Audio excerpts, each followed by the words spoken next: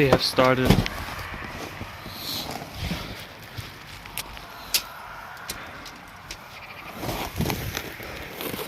started building posts there along the perimeter.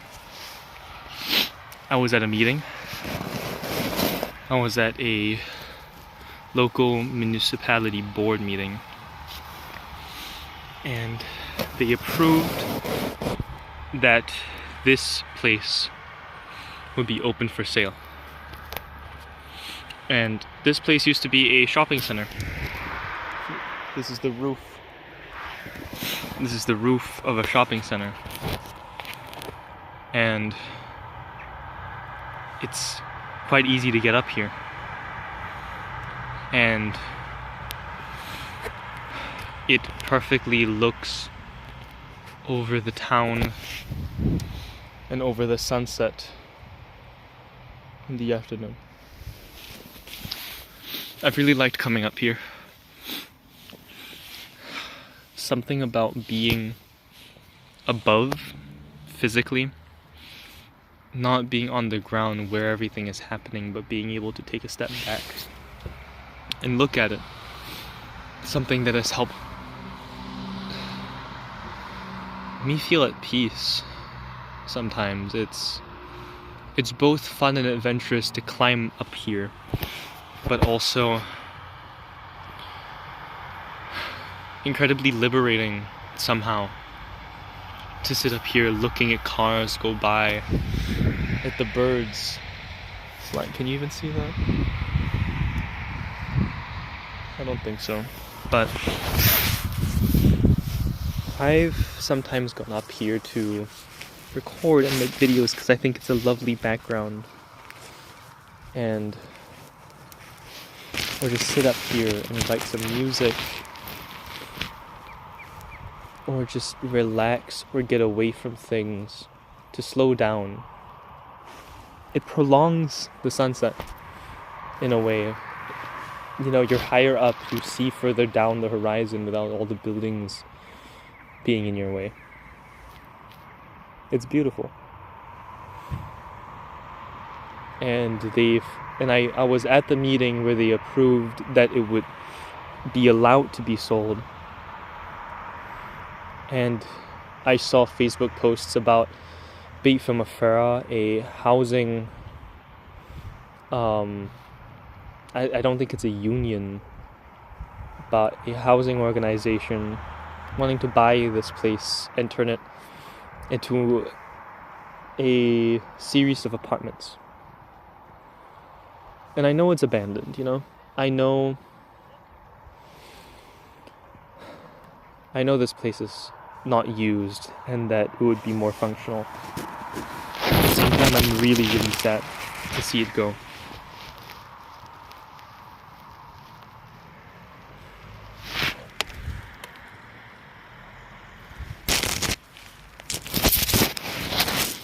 It's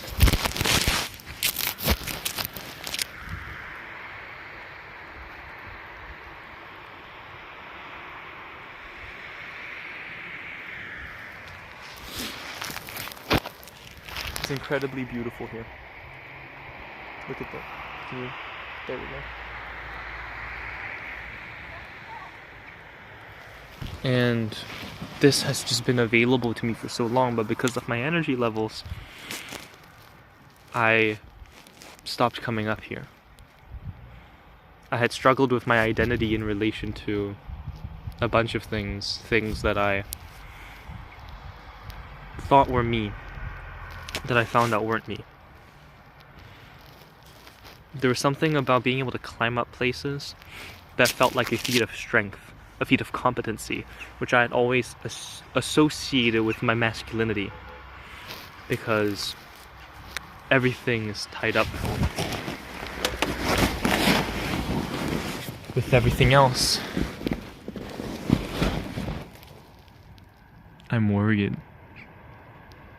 Okay, I was worried that a person down there was someone who was working here, or working on this. But so, for a while I didn't climb up here. Like, unconsciously, I think because I struggled with what it meant. The fact that I enjoyed this, was it a projection of what I thought I was supposed to be? How much of it is me? And I spent a while having to rediscover that, and rediscovering new things and allowing myself to be more open. When you don't know where you are, when you've been forced to be into this box, you kind of have to open it completely, remove the box completely before you can find where you are. And that's hard, right? Because everything is such a fucking gray zone. But people put meanings on top of what you experience.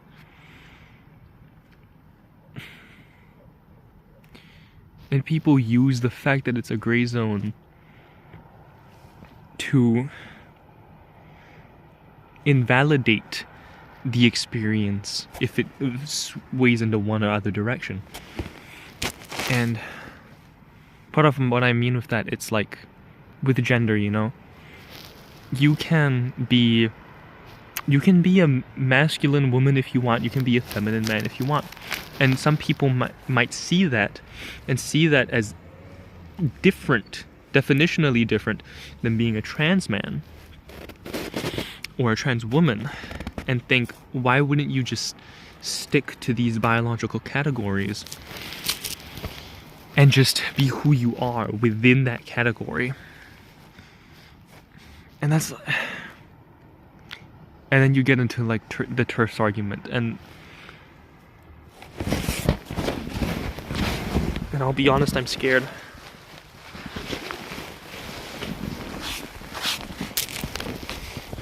At that local politics meeting, we were there to protest. We were there to protest this guy, this politician, and his rhetoric and a proposition that he was suggesting in front of the board. The proposition was to send a letter from the municipality, you know, like as the town, to our state, the national state. The thought was to get them to investigate trans ideology and standardize care. Now this guy, his name is Ulfabo, he's a very left-leaning guy. But on this specific issue, he is as right as it gets. He thinks that trans women, and he always almost always focuses on trans women because that's what they always do. He thinks that trans women are pedophiles. He thinks that there are a small group of people, namely trans women, who want to get into women's spaces because they're perverts. And that is, I mean, and he has ways of obfuscating that belief into other things where he takes the nuance of sex reassignment, meaning hormones and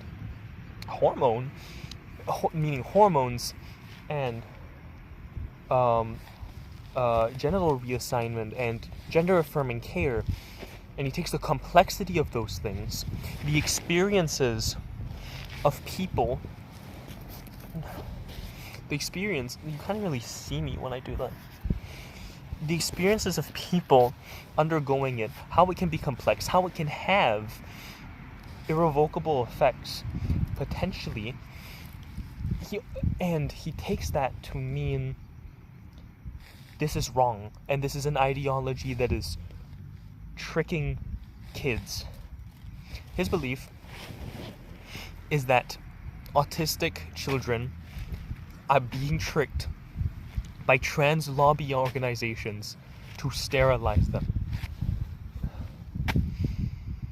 And it's like he doesn't really like gender stereotypes.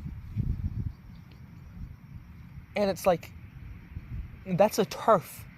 He's left of the most mainstream. He's left of the Social Democrats. He's left of ISIF, which is left of the Social Democrats. He's right of the most left-leaning mainstream party in Denmark.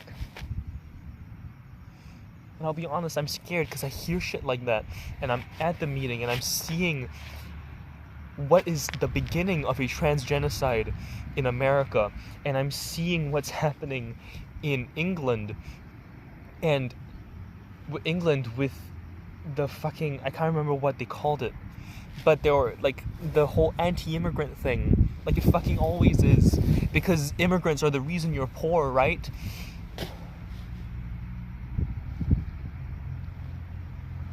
I'm seeing that happen along with the Alternative für Deutschland gaining traction in Germany, and I'm scared. I'll be honest, I'm scared.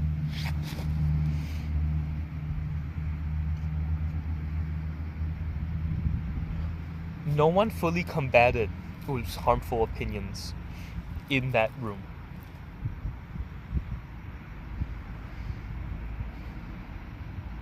Now, both for good and bad reason. There was a need to stick to what the suggestion was. The suggestion was something very specific, and we were to discuss whether or not that suggestion should go through. And that doesn't necessarily need a discussion of Ulf's opinions directly, because he toned them down a lot and tried to hide them in the text. When you're in trans spaces and you understand gender theory, at least to any extent, and you know how right-wingers and anti-trans folk twist things, it becomes very clear.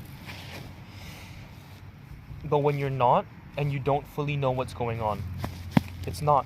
And the way they talked about it was pragmatically. But the thing is Ulf didn't stick to the script either. He started talking a lot about his beliefs which were tangentially related to the need to send this letter to the state.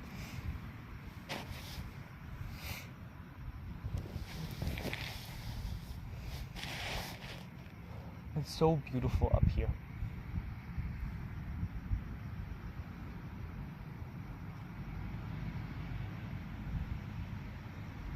I was scared to come up here because when I'm seeing that they put posts up in the parking lot, I don't know what demolition they have started doing on the inside of this building. I don't know if they're going to be reusing it. And I was afraid that if I stepped up here, I might have fallen down. I really like this place, and I'm gonna miss it. I'm gonna miss it. It's gonna be gone because it's so beautiful up here. It's really, really beautiful.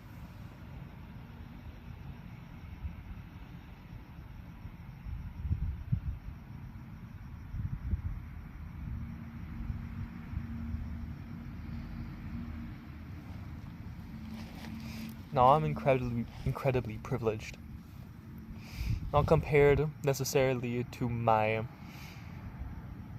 Danish siblings, but my Danish comrades, but in the grand scheme of the world.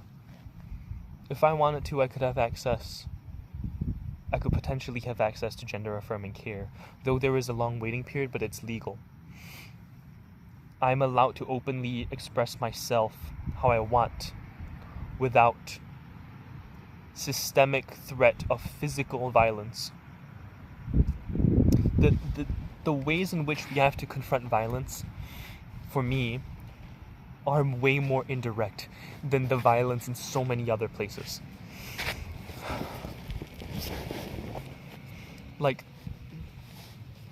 I have to think about a citizen coming after me. I have to think about people talking shit. I don't have to think about never having long hair because that might get me prison time. I can openly say that I'm bisexual, and what I get is judgment rather than persecution. And I am a part of a welfare system that can allow me to study without getting into debt, and to work the hours that I want to, though that is still incredibly hard. But it's real. But I'm still scared.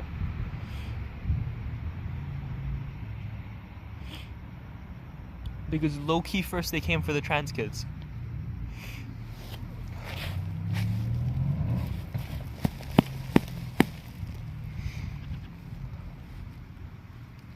And people don't say anything.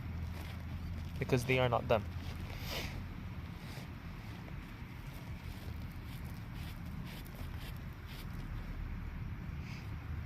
Then they came for the immigrants. And they said nothing. Because they weren't an immigrant.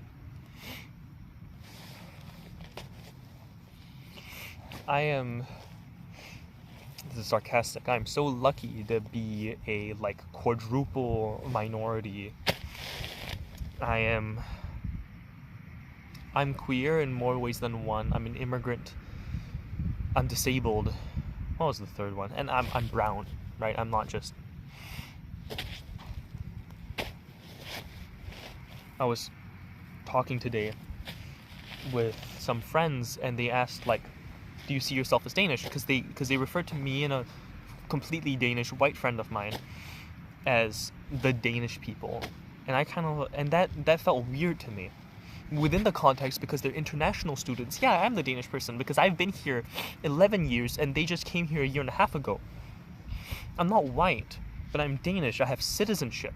That's a privilege. I have a friend that got kicked out of school because they weren't a part of the EU. And they couldn't continue the studies because the state didn't fucking reply. And that's... But at the same time, within a Danish context, you hang out with people who have never seen an immigrant their whole lives, and they don't understand why you don't get the Danish kids cartoon that everyone saw back in 2011, that they all just relate to and understand as a cultural reference point. And because they've never seen anyone else in their lives, when you don't know that, you are other.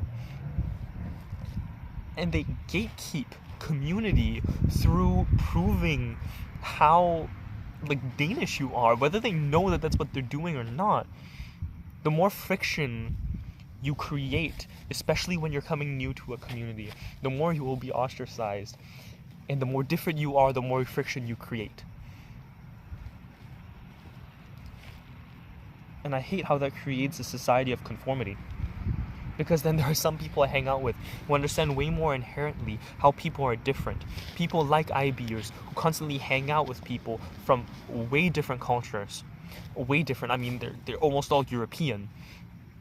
But still. And I can use a slang word that they don't understand, and there's no question marks on it. Because they're constantly hearing different things. And I hate that sometimes it feels like this already regressive culture is regressing even more. And I'm told that I am so privileged for being a part of it, which is yeah, I am, but at the same time, there's so much bullshit. We're still, yeah, we have a welfare society, but you still have to prove your worth through earning money. You don't... We're still living under capitalism, and that sucks so much. Now I'm just ranting. I wanted to come up here to talk a bit before the place got knocked down. I think I'll just sit down and watch. I'll leave my phone there because who cares?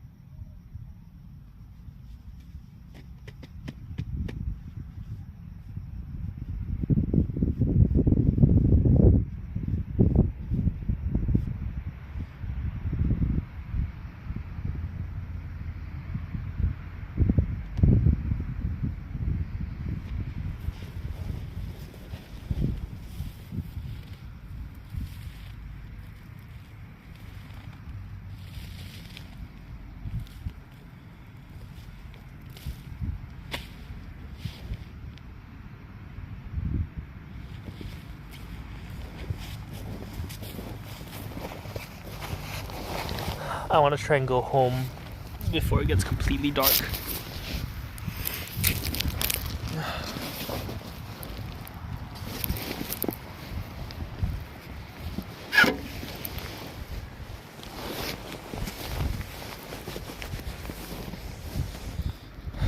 I've been here for long enough that another train has come.